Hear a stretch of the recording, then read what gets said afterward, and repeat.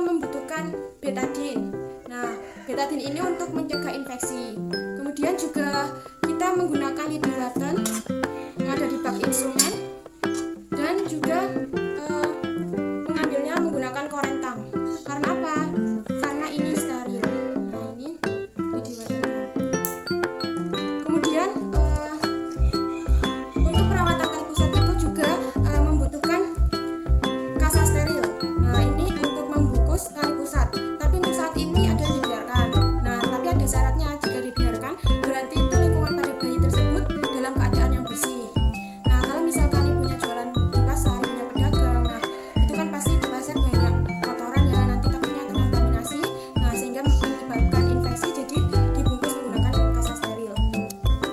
Kemudian untuk membebaskan jalan nafas menggunakan suction manual untuk bayi.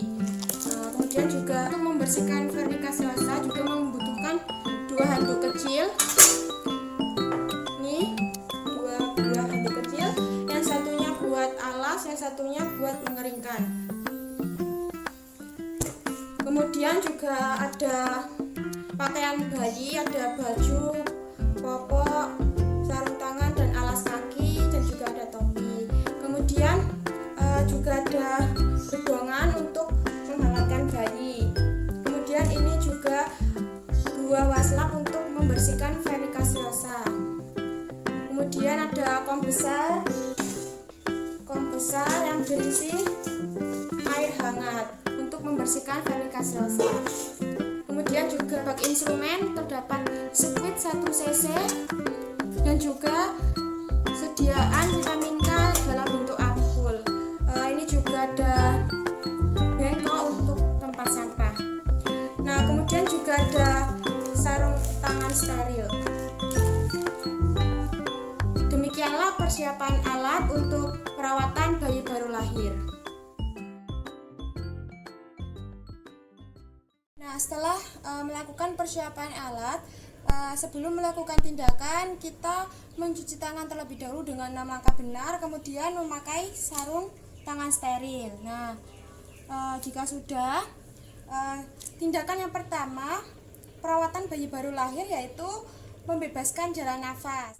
Nah, sebelum kita melakukan penghisapan lendir, kita mengusap hidung bayi menggunakan kasa karena barangkali ada sisa darah. Nah, ini posisi kita itu habis menerima bayi dari penolong, bisa dokter ataupun bidan. Satu, buang ke bengkok. Nah, setelah itu kita melakukan penghisapan lendir untuk menghisap cairan lendir yang menghambat jalan nafas. Kita menggunakan suction manual khusus untuk bayi. Nah, sebelum kita melakukan penghisapan lendir, kita alasi dengan kasa supaya tidak terkontaminasi. Setelah itu kita melakukan penghisapan lendir pada hidung bayi, jangan terlalu dalam karena dapat melukai mukosa hidung. Nah, jadi dimasukkan ke permukaan lubang hidung. Nah, kita mulai menyedot. Setelah itu kita lihat, setelah kita sedot, kita bersihkan. Dan kemudian pada hidung sebelahnya, jangan terlalu dalam juga. Kemudian dibersihkan lagi. Dan sekarang melakukan penghisapan lendir pada mulut bayi. Jadi jangan dimasukkan terlalu dalam juga. Kita mulai menghisap.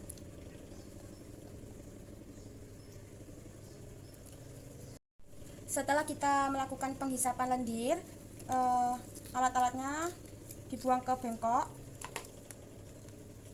Nah, selanjutnya kita melakukan penilaian Apgar score. Kita menggunakan stetoskop.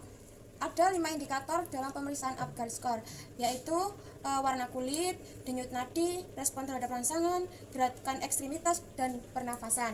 Untuk menilai denyut nadi atau denyut jantung, kita bisa mendengarkan pada jantung pada area dada bagian bawah. Nah, apabila denyut jantung lebih dari 100, akan diberikan skor 2. Jika kurang dari 100 kali per menit akan diberikan skor 1. Jika tidak ada denyut jantung ataupun sangat lemah akan diberikan skor 0. Kemudian untuk tonus atau kekuatan otot, apabila bayi menangis dapat mengangkat kedua tangan dan kaki akan diberikan skor 2. Untuk warna kulit, jika warna kulitnya pink atau memerah itu dapat skor 2. Jika sedikit pucat mendapatkan skor 1. Jika sangat pucat mendapatkan skor 0.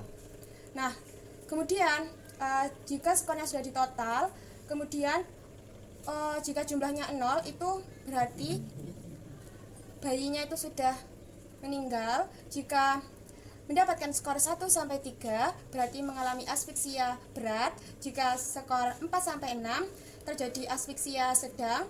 Skor 7 sampai 8 asfiksia ringan. Skor 9 sampai 10 tidak terjadi asfiksia. Nah, sebelum kita melakukan perawatan bayi baru lahir seperti perawatan tali pusat, kemudian pemberian tetes mata, kita lakukan inisiasi menyusui dini. Nah, ibu bayi dalam keadaan terlentang dan bayi telah dilakukan tindakan pembersihan jalan nafas dan penilaian Apgar score.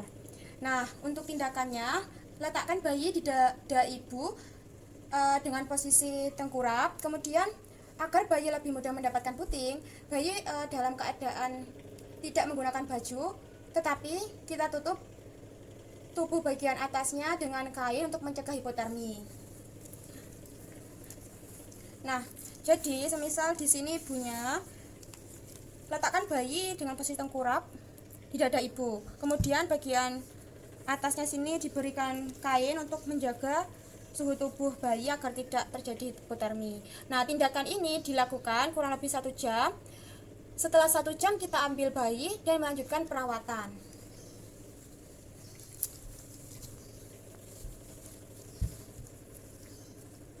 Nah, setelah dilakukan inisiasi menyusui dini selama 1 jam, setelah itu bayi diangkat dan melanjutkan perawatan bayi baru lahir, yang mana tahapannya yaitu membersihkan vernika seosa.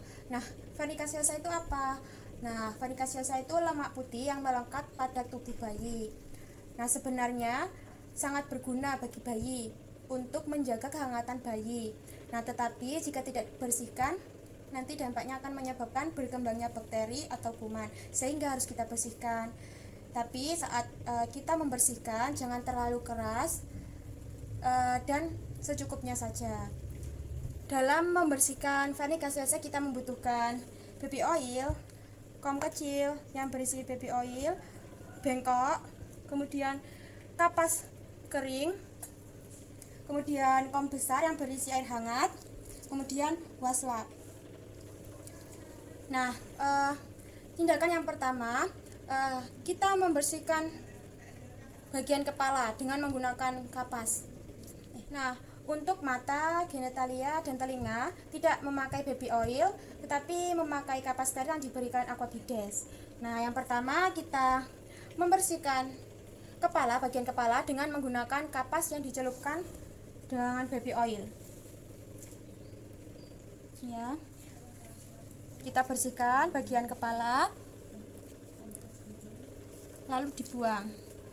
Kemudian kita bilas dengan air hangat.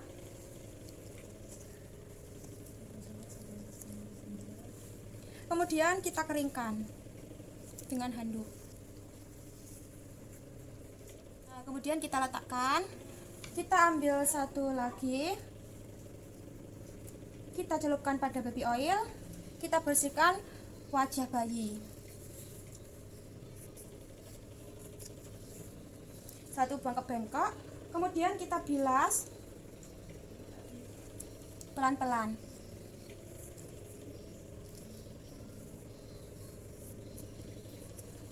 Kemudian kita keringkan.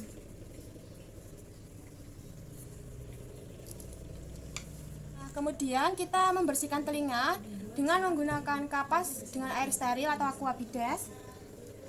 Kita bersihkan dari dalam keluar. Kemudian yang satunya juga sama, dari dalam keluar. Ini tidak perlu dibilas, jadi langsung dikeringkan. Nah, setelah itu kita letakkan untuk mata nanti di akhir. Sekarang kita membersihkan telinga dengan menggunakan baby oil. Kita bersihkan lehernya. Kita buka sedikit handuknya.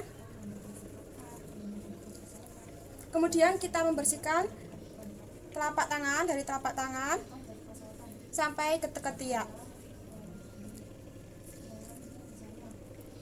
Kemudian buang. Lalu kita ambil lagi, kita celupkan ke baby oil. Kemudian pada tangan sebelahnya sama, dari telapak tangan menuju ke ketiak.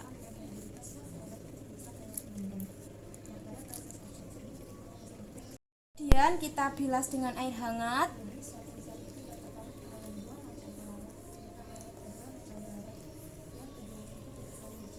Kemudian kita keringkan.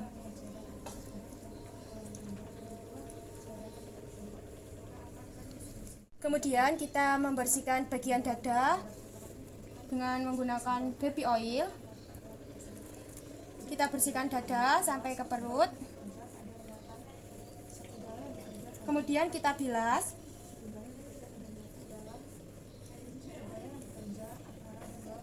Kemudian kita keringkan.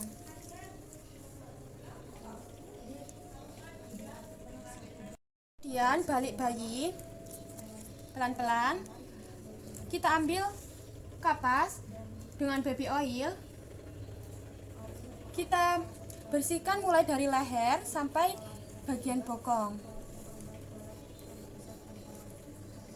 Kemudian bilas. Lalu keringkan.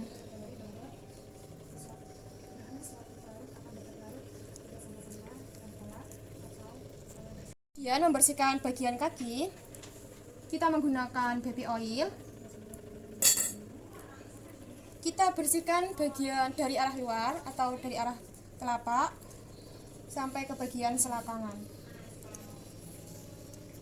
Kemudian yang satunya juga sama, menggunakan baby oil. Kita bersihkan dari arah telapak sampai ke selakangan.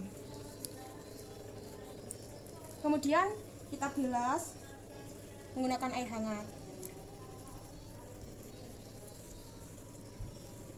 Kemudian kita keringkan. Nah, yang terakhir, jadi tinggal membersihkan mata dan bagian genitalia. Kita bersihkan bagian genitalia terlebih dahulu. Kita menggunakan kapas steril yang diberi aquabides. Nah, karena ini bayinya perempuan, kita biasa melakukan vulva hygiene. Jadi dari labia minora ke labia mayora dan seterusnya. Kemudian kita buang. Setelah selesai, kita bilas menggunakan air hangat. Kemudian kita keringkan.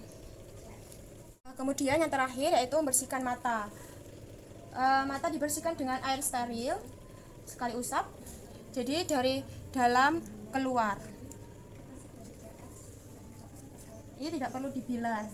Kemudian yang satunya sama, dari dalam keluar. Nah, sebelum memberikan tetes mata atau salep mata, kita melakukan perawatan tali pusat. Nah, biasanya pada tali pusat ada penjepitnya. Nah, kalau sudah ada penjepit tali pusat, tidak usah dilakukan perawatan tali pusat. Nah, karena di sini tidak ada penjepit tali pusat, jadi kita lakukan perawatan tali pusat. Adapun alat untuk perawatan tali pusat ada Lidiwaten, kemudian juga ada betadine. Nah, kita tuangkan betadine pada Lidiwaten.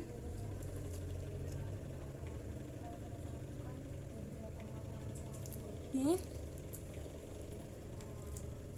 kita oleskan dari ujung. Karena apa? Karena ujung ini bekas pemotongan tali pusat. Terus menuju batang, kemudian sampai ke pangkal dengan diameter 2 cm. Setelah itu kita buang, lalu kita membungkus tali pusat dengan menggunakan kasa berbentuk segitiga.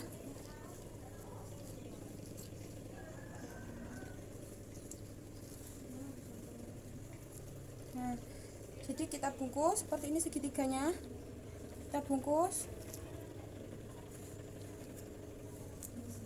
Nah, biasanya timbul pertanyaan, ini perlu dibungkus atau tidak. Nah, jika lingkungannya bersih dan steril, orang tuanya proteksi terhadap bayi, berarti tidak perlu dibungkus. Nah, jadi seperti itu. Kemudian kita menimbang bayi tanpa menggunakan baju.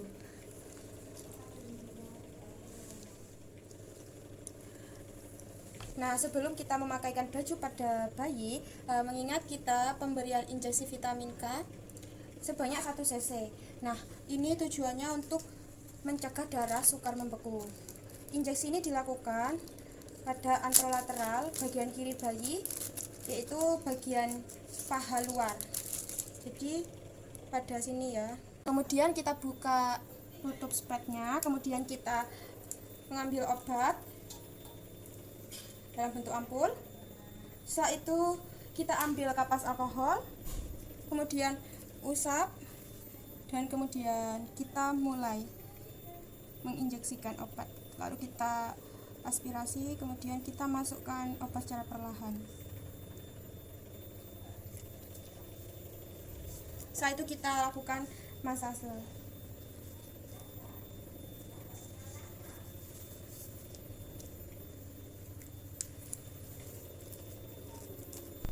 Nah, sambil menunggu 1 jam diberikan injeksi hepatitis 0, kita pakaikan baju pada bayi. Nah, kadang ada yang bertanya harus pakai gerita atau tidak. Itu sebenarnya boleh tidak memakai gerita, karena gerita itu sendiri fungsinya untuk memfiksasi tali pusarnya. Setelah memberikan pakaian pada bayi, kita melakukan pemberian tetes mata. Kita menggunakan kapas steril atau kapas aquabides. Nah, selanjutnya kita ambil kapas sterilnya, kita usapkan pada mata dari arah dalam ke luar, kemudian kita buang ke bengkok, lalu ambil satu lagi, kita usap pada mata sebelahnya dari dalam ke luar. Nah, kemudian kita ambil obat tetes matanya, kita teteskan pada mata dari dalam keluar, kita buka kelopak matanya, jadi dari sudut. Setelah itu untuk mata sebelahnya juga sama, kita buka kelopak matanya, kita teteskan dari dalam keluar. Nah, kemudian untuk pemberian salep mata hanya membuka pada kelopak bagian bawah atau konjungtiva, jadi dioleskan dari ujung keluar. Jadi bagian bawah saja atau bagian konjungtiva. Kita buka kelopak bagian bawah, kita oleskan dari ujung keluar. Kemudian yang satunya juga dari ujung keluar pada bagian konjungtiva. Nah, setelah 1 jam diberi pemberian vitamin K, kita lanjutkan injeksi hepatitis 0 pada paha luar sebelah kanan. Jadi kebalikannya dari injeksi vitamin K. Nah, kita siapkan obatnya dan juga kita siapkan kapas alkohol. Nah, jadi di bagian sini kita mulai injeksi, kemudian kita masukkan obat secara perlahan. Setelah itu kita lakukan masase. Nah, setelah tindakan perawatan bayi baru lahir sudah selesai, langkah yang terakhir yaitu membedong bayi. Setelah digelar bedongannya, kita letakkan bayi. Jika bayinya tidak memakai topi, kita bisa membuatkan topi dari bedongannya. Jadi diletakkan agak bawah. Kemudian kita mulai membedong. Terserah ini mau kanan atau kiri sebagai penutup pertamanya. Kemudian kita rapikan di bawahnya. Kemudian yang bawah seperti ini.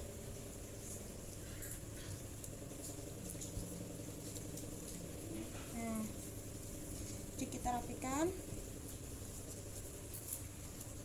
tidak usah terlalu rapat, jadi seperti ini.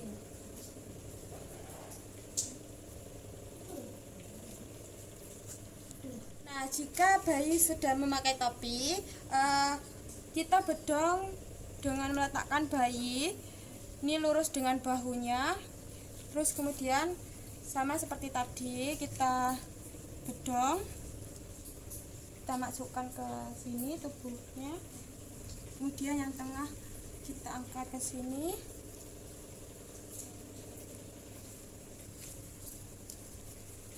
Sama seperti tadi, tidak usah terlalu rapat.